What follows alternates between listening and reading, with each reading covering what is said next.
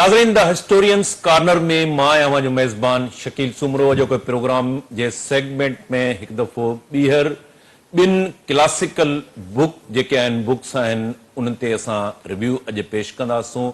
दारा शिको हिकिड़ो सब कॉन्टिनेंट जो तमामु वॾो नालो ऐं मुग़ल शहज़ादो जेको तसव्वुफ़ में यकीन रखंदड़ हुयो, उन जा ॿ किताब आहिनि जेके ॿई क्लासिक बुक्स आहिनि। हिकिड़ो Dara Shikoh life and work ऐं उनखां सवाइ ॿियो जेको किताबु आहे द एम्परर हू नेवर वाज़ दारा शिको इन मुग़ल इंडिया। ॿई इहे अहम ऐं शाहकार किताब आहिनि। अॼोके प्रोग्राम में पाण इन जो एनालिसिस कंदासूं। असांखे प्रोग्राम में ज्वाइन कयो आहे डॉक्टर करीम ख्वाजा साहब। डॉक्टर साहब हिन खां पहिरें बि तारीख़ जा जेके मुख़्तलिफ़ क्लासिकल बुक्स आहिनि, तारीख़ी वाक़िया आहिनि, उन्हनि जो एनालिसिस हिन प्रोग्राम में ॾींदा रहिया आहिनि। डॉक्टर साहब खे प्रोग्राम में भलीकार चऊं था।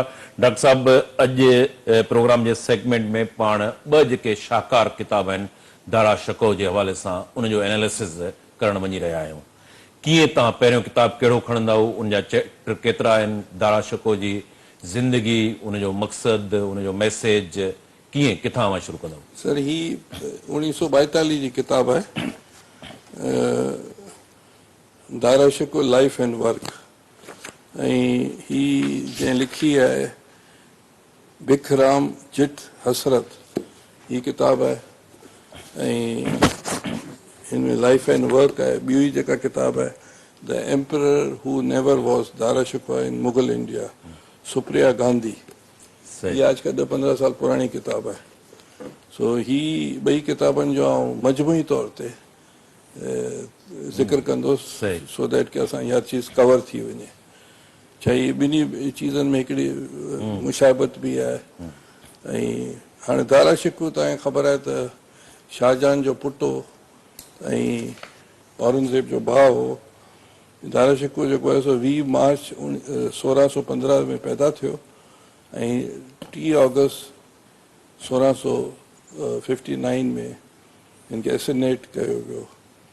हीउ जेको आहे सो औरंगज़ेब जा जेके ऐं मुमताज़ बेगम जंहिंजे हिसाब सां ताजमहल ठहियल आहे, इहे पाण में जान आरा जेका हुई, ॿिए नंबर ते शाह शुजा, रोशन आरा, औरंगज़ेब, मुराद बख्श, घोरिया बेगम ऐं दारा शिको नंबर 1 हो। ऐं हिन जो पीउ उनखे ॾाढो पसंदि कंदो हो ऐं दरबार में गॾु हूंदो हो। दारा शिको जेको आहे सो लिख पढ़ उनके ज़बानूं जंहिंमें संस्कृत, पारसी ऐं अरबी इहे उनमें माहिर हूंदो हो। ऐं पंहिंजो हिनजी शादी थी, शादी मां हिनखे 3 ॿार थिया। शादी जेका आहे सा उहा संदसि माइटनि सौटनि मां थी। हिन ॿी शादी न कई त हिकिड़ी शादी हुई, हुन सां ई हुनजो लव हो। ईअं बदकिस्मती सां जेको आहे सो इक़्तिदार जी जंग हूंदी आहे। ही शाहजहान जेको आहे सो बंगाल जेको सो हिकिड़े पुट जे हवाले कंदो आहे, दखन औरंगज़ेब जे हवाले कंदो आहे ऐं पंजाब सिंध जेका या काबुल जेको सो हिन जे हवाले कंदो आहे, दारा शिको जे हवाले। ऐं हिकिड़े भाउ जे हवाले जेको आहे सो राजस्थान ऐं ॿिया इलाइक़ा कंदो आहे एज़ अ गवर्नर। हाणे ही जेके सो इन्हनि में शुरू खां जेको आहे सो ॿारनि में अनबन हूंदी आहे। छो हुननि खे ख़बर हूंदी आहे त दारा शिको जेको आहे सो थियणो आहे, बादशाह थियणो आहे। पोइ हिकिड़ो अहिड़ो लम्हो ईंदो आहे जॾहिं शाहजहान बीमार थींदो आहे ऐं हुननि खे इहा इतला वेंदी आहे त हिन खे बादशाह हुननि करे छॾियो आहे। इहे ॿार सभु निकिरंदा आहिनि, 3 ॿार पीउ सां विढ़ण जे लाइ ऐं दारा शिको सां। पोइ उहो जंग थींदी आहे। उन जंग में जेको आहे सो 2 ॿार हिकिड़े पासे हूंदा आहिनि, हिकिड़ो भाउ वरी मोटी वेंदो आहे। बैकैफ़ इहे जेके सो पाण में विढ़ंदा पिया आहिनि। जेका ही दारा शिकवा जी जेका जंग आहे, जेका जंहिंजे करे शाहजहान सपोर्ट कंहिंखे कंदो आहे? दारा शिको खे। ही जेको आहे सो आगरा जे वेझो हिकिड़ी जंग थींदी आहे जॾहिं बीमार हूंदो आहे। उनमें हिनखे शिकस्त अची वेंदी आहे ऐं हीअ मुल्तान सिंध मां थींदो, ठठे मां, रन ऑफ कच्छ मां थी करे, काठियावाड़ मां थी करे ही जेको आहे सो गुजरात जे गवर्नर हुनजी सपोर्ट कंदो आहे फ़ौज ठाहिण में। ऐं पोइ ही अजमेर में वरी जंग थींदी आहे, उन में हिनखे शिकस्त थींदी आहे। पोइ वरी हिनखे गिरफ़्तार कयईं मलिक जीवन, जुनेद खान, बारकज़ोई अख़वान, हू उनखे गिरफ़्तार करे हवाले कंदो आहे औरंगज़ेब जे, हू उनखे क़त्ल कराईंदो आहे, मुलनि खे विहारे करे फ़तवाऊं ॾियारींदो आहे त हीअ हैरेसी कई आहे ऐं इनखे पोइ माराए छॾींदा आहिनि। इन जो सिर जेको आहे सो संदसि पीउ जे साम्हूं रखंदा आहिनि, जेको स्टिल बादशाह हूंदो आहे शाहजहान। ऐं पोइ वरी जेको सो औरंगज़ेब तख़्त नशीन लेटर ऑन थींदो आहे। हाणे हीउ दारा शिकवो जेको आहे सो तव्हांखे मूं ॿुधायो 1615 में पैदा थियो ऐं 1659 में हिनखे एसिनेट कयो वियो। शाहजहान जेको आहे सो 5 जनवरी 1592 में पैदा थियो ऐं 1666 में हिन जी मौत थी। ऐं औरंगज़ेब जेको आहे सो 3 नवंबर 1618 में पैदा थियो, 1707 में जेको आहे सो हिन जो इंतकाल थियो। त हाणे असुलु मसइलो इहो आहे त ही ॿई भाउ जेके आहिनि सो जेके तारीख़दान चवनि था 350 सालनि खां हिन ते डिस्कशन हले पियो। इहो अॼु जो डिस्कशन कोन्हे, इहो हो त जेके दारा शिको जेको आहे सो हुन किताबूं लिखियूं, उहो किताबनि जा बि नाला वठां थो। उहो किताबूं हुन लिखियूं सफ़ीनतुल अलविया, सकीनतुल अलविया, रिसालतुल हक़ नवा, तरीक़तुल हक़ीक़त ऐं मजमू अल बहर, मुकालमत बाबा लाल ऐं भगवत गीता, उपनिषद ऐं जेको आहे सो रामायण, इन सभिनी जा हुन ट्रांसलेट कया फ्रॉम संस्कृत टू पर्शियन। ऐं जंहिंजे करे इहे जेके बि लिटरेचर आहे यूरोप ताईं पुॻा। ऐं सॼो पर्शियन में हुयो, संस्कृत खां ट्रांसलेट कयो ऐं जेको सॼी दुनिया खे ख़बर पई हिते जे जेको बि हिंदू धर्म जे हवाले सां। बेसिकली हिन जो जेको ख़्यालु इहो हो, जेको हिनजे ॾाॾे जो ख़्यालु हो अकबर, हुन चयो त मुस्लमान हिते 10-15% या 20% हूंदा, उन वक़्तु 10-15% हुआ। ऐं उहे जेको आहे सो हिते 85%, 90% या 80% जेके मेजॉरिटी त हिंदू धर्म जे माण्हुनि जी हुई, उन ते रूल कोन थो थी सघे। त असांखे ब्रिज ठाहिणी आहे, असांखे जेको आहे सो उन्हनि सां गॾु हिकिड़ी अंडरस्टैंडिंग ठाहे हलणो आहे। अकबर जेको आहे सो जज़िया ख़तमु करे छॾी हुई, जेको टैक्स हूंदा आहिनि नॉन मुस्लिम ते। ऐं हुन जा इलाही अहिड़ा फतवा हुआ जेको कट्टरपन जेके हुआ उन वक़्त जा उलमा, उहे हिन जे ख़िलाफ़ हुआ अकबर जे बि। पर हीउ जेको आहे सो हिन बि ॾिठो, पोइ जेको जहांगीर आयो ऐं पोइ शाहजहान आयो, उन त लॻभॻि उहो ई पॉलिसीज़ एडॉप्ट कयूं अकबर वारियूं। ऐं उलमान खे बि उन्हनि ख़ुशि करण जी कोशिशि कई। दारा शिको ॾिठो त जेकॾहिं असां कोन हली था, असां कट्टरपन ते वियासीं त असांजी इक़्तिदार बि वेंदो हलियो ऐं हीअ जेको असां पुॼी कोन सघंदासीं। मज़हबी रवादारी जो रवादारी, इन लाइ ही वॾो स्कॉलर हो, संत, योगी ऐं सन्यासी, सूफ़ी ऐं क्रिश्चियंस, राबी जेके जूस, उन्हनि सभिनी सां हिन रबाबत रखिया, जैन धर्म वारनि सां, बुद्ध धर्म वारनि सां। त हिकिड़ो हिन सिंथेसाइज़ करण जी कोशिशि कई। इन जी जेके किताबूं आहिनि जंहिंमें हिन ट्रांसलेट कयो उपनिषद ऐं ऋग्वेदा जो, ऐं जेको रामायण जो बि कयो, भगवत गीता जो बि कयो। ऐं हिन जेको आहे सो सूफ़ी तरीक़े जा जेके बि चीज़ूं हुयूं उनखे बि हुन ट्रांसलेट कई। ऐं हीअ मियां मीर जो तमामु हुनजो जेको आहे सो फॉलो कंदो, चिश्तिया तरीक़े वारनि सां लाइ, मोहिद्दीन चिश्ती जे लाइ हिन जे पीउ खे वॾी अक़ीदत हुई ऐं हिन जी खे बि अक़ीदत हुई। पर हीउ जेको आहे सो कादरियत तरीक़े तहत हलंदो रहियो। मियां मीर जो हिन जेको आहे सो फॉलो कंदो हो। त मतिलबु आहे त ही सूफ़ी बि हो ऐं हिकिड़ो लिबरल क़िस्म जो सेकुलर माण्हू हो। पीरियड केतिरो आहे इक़्तिदार जो? इक़्तिदार में कोन आयो, हिनखे एसिनेट कयो वियो। इक़्तिदार में त ही जंग पे हली, हिन जे पीउ जे हूंदे जंग पे हली, हिनखे मारियो वियो। हिन जो पीउ बि हिन जे मरण खां पोइ 6-8 सालनि खां पोइ हुनजो इंतकाल थियो, शाहजहान जो। ऐं पोइ ही आयो पंहिंजो औरंगज़ेब जी जेके कट्टरपन पॉलिसीज़ हुयूं ऐं हुन हिंदुअनि खे एक्सेप्ट कोन कयो। ऐं जेके अकबर हुननि खे सहूलियतूं ॾिनियूं हुयूं ऐं उन्हनि उहो ख़तमु कयूं। म्यूज़िक ते बि पाबंदी आई, हालांकि हिंदू धर्म में म्यूज़िक लाज़म मज़लूम चीज़ आहे। पोइ औरंगज़ेब जो शिवाजी सां मुक़ाबिलो थियो, जेके महाराष्ट्र जो उन वक़्त में, ऐं औरंगज़ेब जेसिताईं रहियो हुन जंगी जदन रहियो, ऐं जंहिंजे करे हिंदुस्तान उन वक़्त जो जेको इंडिया हो उते जी यूनिटी मुतासिर थी। हीउ मरी वियो जॾहिं औरंगज़ेब, त कमिंग 10 years में त उन 3-4 त वारिस पैदा थिया। ऐं पोइ जेको आहे सो तव्हां सम्झो त हीउ 1707 में थियो, ऐं 1757 में प्लासी जी जंग थी, जंहिंमें जेको आहे सो ईस्ट इंडिया कंपनी बि अची वई, ऐं जेको आहे सो तव्हां ॾिसंदो मैसूर वारनि खे पोइ शिकस्त आई, उनखां पोइ जेको सो मराठास खे शिकस्त आई, उनखां पोइ निज़ाम खे शिकस्त आई। मुगल जेके बादशाह जेके रहिजी विया, मोहम्मद शाह रंगीले वारा या शाह आलम, उन्हनि जी, ऐं सिंध में बि तव्हां ॾिसो त हू आज़ादु थी विया हुआ हिते कलोड़ा, उते बि ईस्ट इंडिया कंपनी अची वई। रंजीत सिंह जेको सो पंजाब खे वेंदे खैबर पास ताईं, ऐं कश्मीर ऐं इहे सभु गिलगित बल्तिस्तान जा हुआ, उते बि रंजीत सिंह जी मौत खां 10 सालनि खां पोइ माना 1849 में ईस्ट इंडिया कंपनी अची वई, त इहे चेन ऑफ इवेंट्स शुरू थी विया।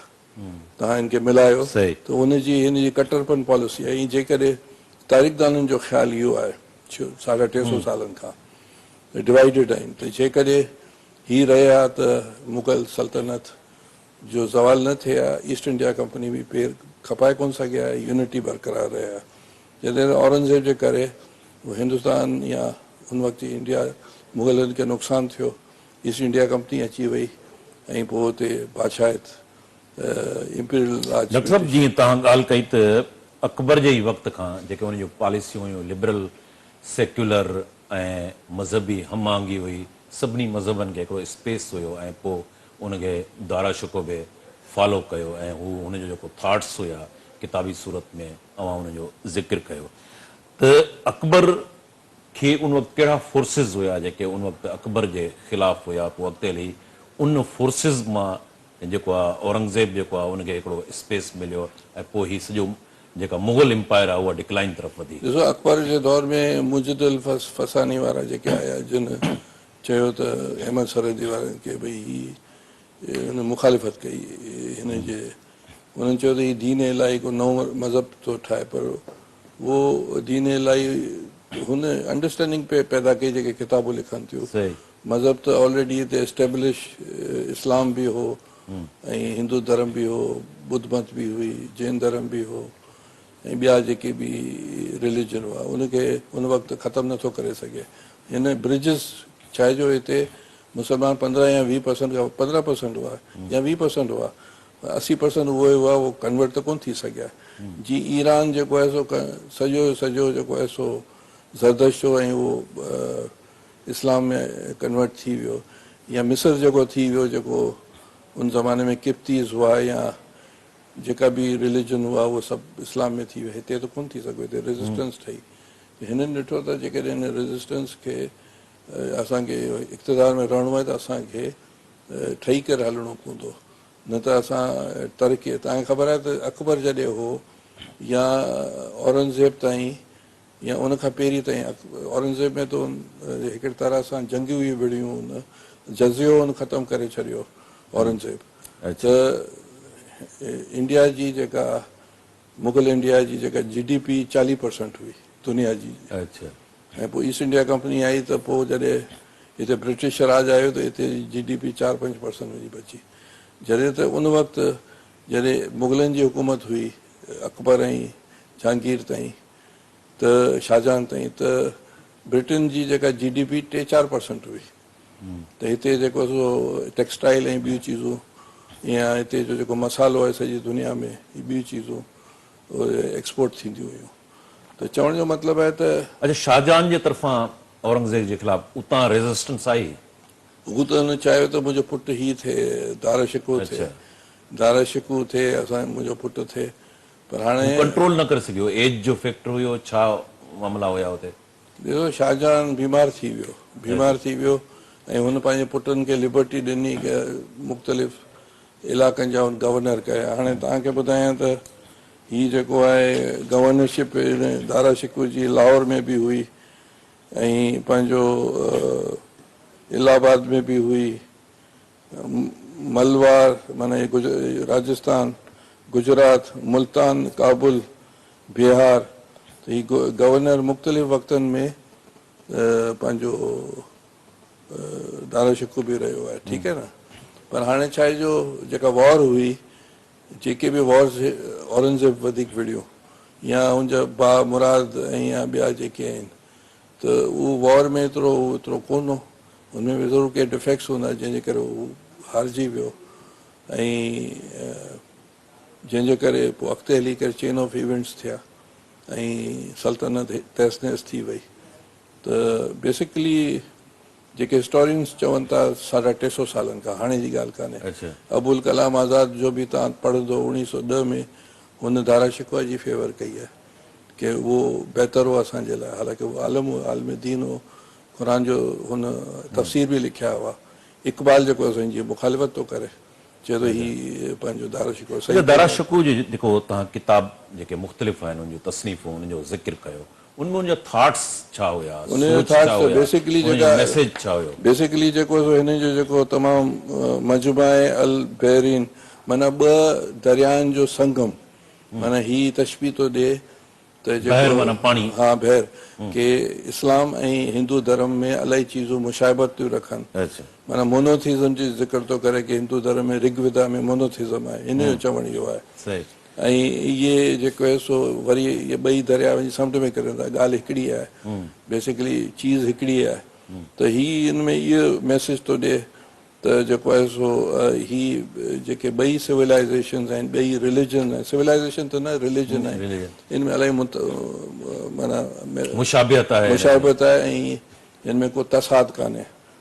त तव्हांखे ख़बर हूंदी त जेको अकबर आहे किताबनि में जेको लिखियलु आहे, त हुन हालांकि असां त इहो ॿुधनि था पिया अचूं त क्रिश्चियनिटी ऐं जूडिज़म ऐं इस्लाम इहे अहिड़े किताब आहिनि, हिननि फतवा इहा बि ॾियारी त हिंदू धर्म बि अहिड़े किताब आहे।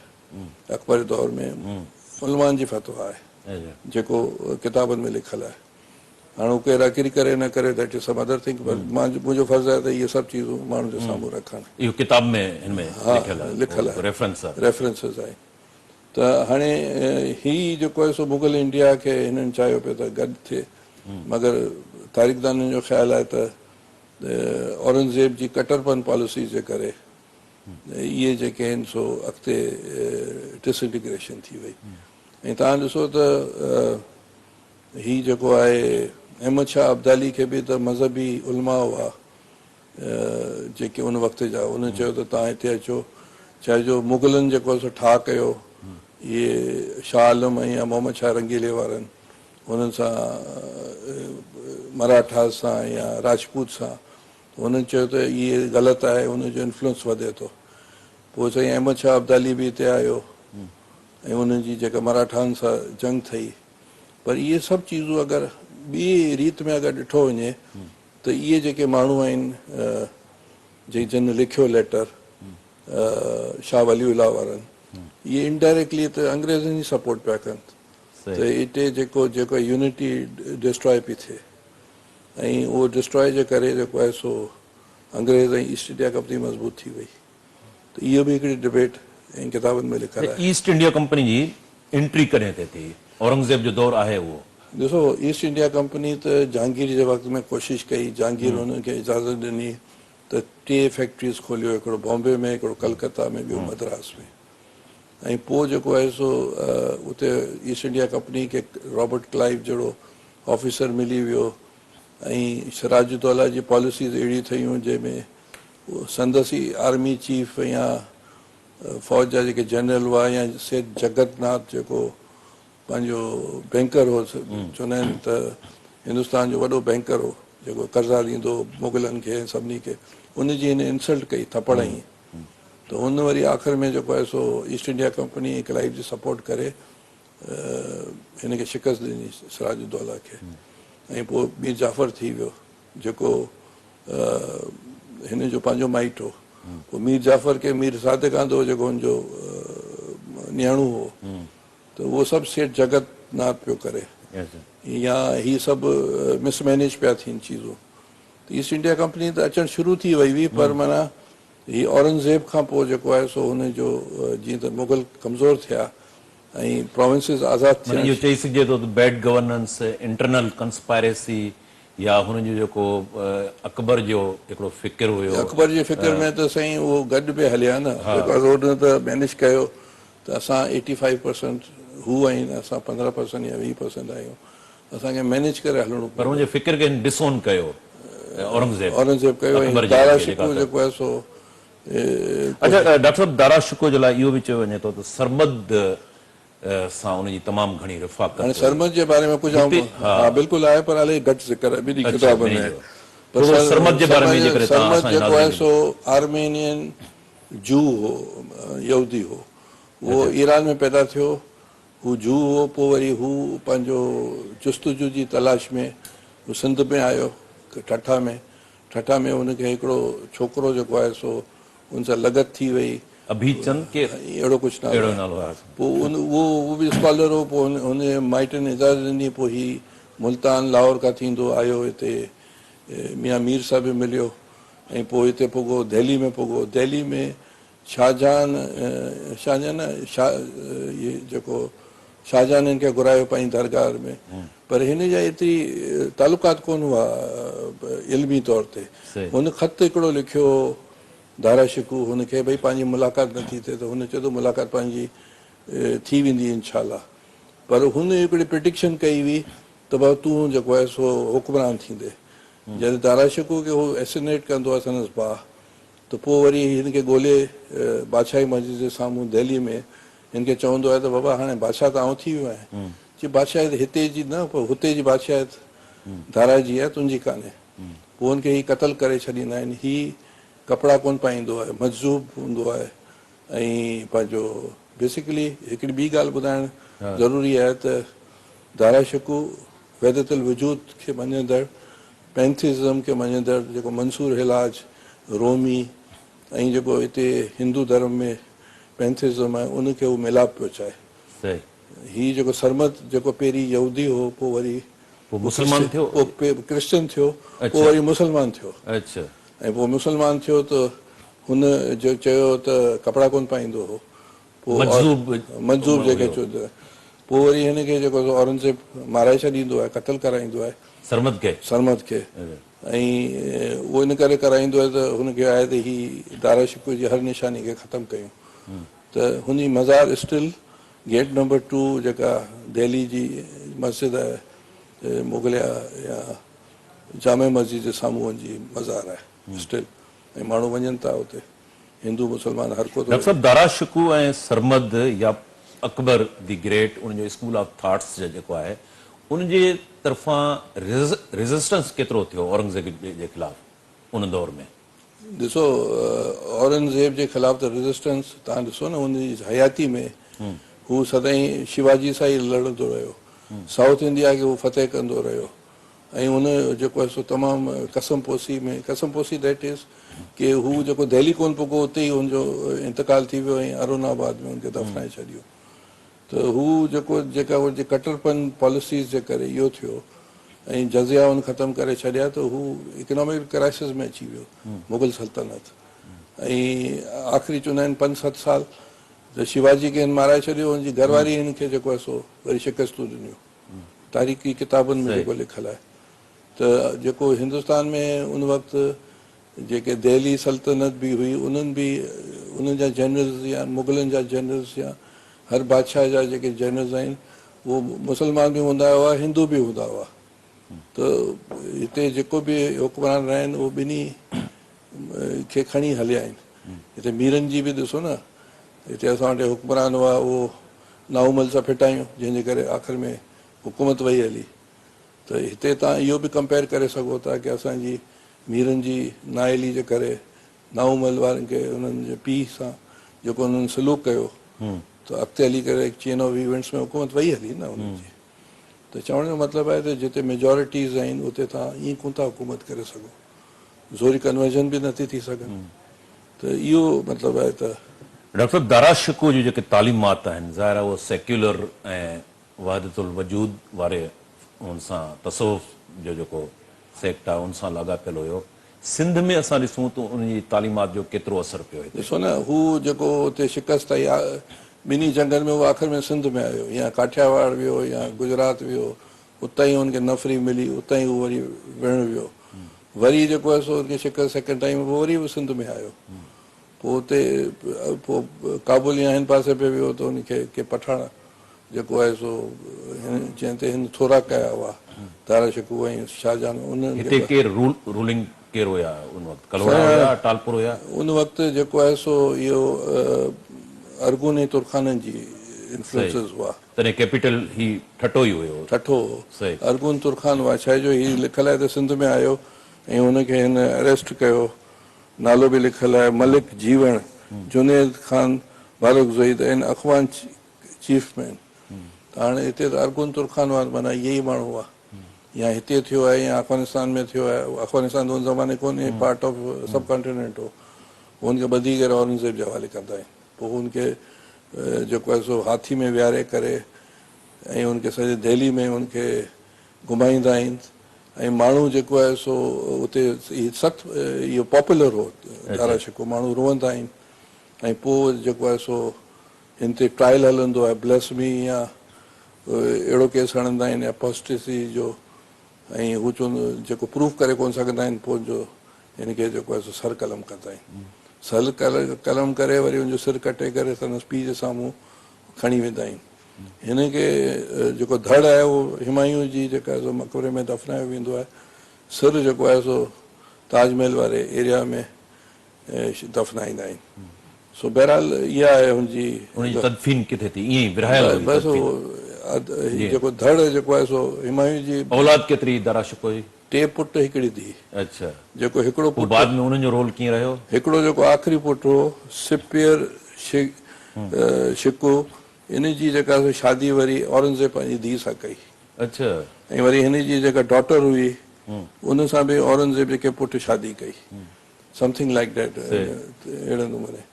पर छा आहे जो औरंगज़ेब बादशाहतनि में त इहे क़तलेआम, ॿार खे मारींदा आहिनि, पीउ पुट खे मारींदा आहिनि।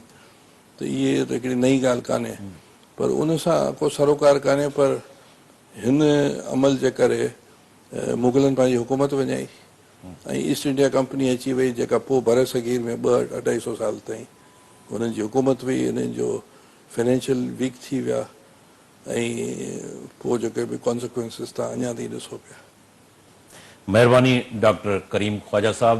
नाज़रीन ने दारा शिकोह जो जेको तसनीफ़ आहे, उनजो जेको मैसेज, उनजो फ़िक्र, फ़लसफ़ो, अकबर दी ग्रेट जेको हिकिड़ो लिबरल ऐं सेक्युलर थाट्स ऐं ख़ासि तौर ते मज़हबी रवादारी जे हवाले सां उनजो हिकिड़ो तमामु घणो जेको आहे सब कॉन्टिनेंट में उनजो नालो वरितो वेंदो आहे। ऐं दारा शिकोह बि उनजो ई पैरोकार हुयो। ऐं पोइ उनजो मौत कीअं थियो, उनजो क़त्ल कीअं थियो ऐं बर सगीर ते उनजा कहिड़ा जेके आहिनि असर पिया, डॉक्टर साहब तफ़सील सां दारा शिकोह जा जेके ज़िंदगी आहे ऐं उनजूं तसनीफ़ूं आहिनि उनजो एनालिसिस पेश कयो। असांजी कोशिशि हूंदी त डॉक्टर साहब खां ईंदड़ प्रोग्रामनि में बि अहिड़े क़िस्म जे तारीख़ी जेके किताब आहिनि, बुक्स आहिनि या तारीख़ी इवेंट आहिनि, उनजो एनालिसिस वठंदा रहूं। हिते प्रोग्राम जो वक़्तु पुॼाणी खे पहुतो। डॉक्टर साहब तव्हांजी महिरबानी। नाज़रीन, ईंदड़ प्रोग्राम ताईं पंहिंजे मेज़बान शकील सुमरो खे इजाज़त ॾींदा। अल्लाह भाई।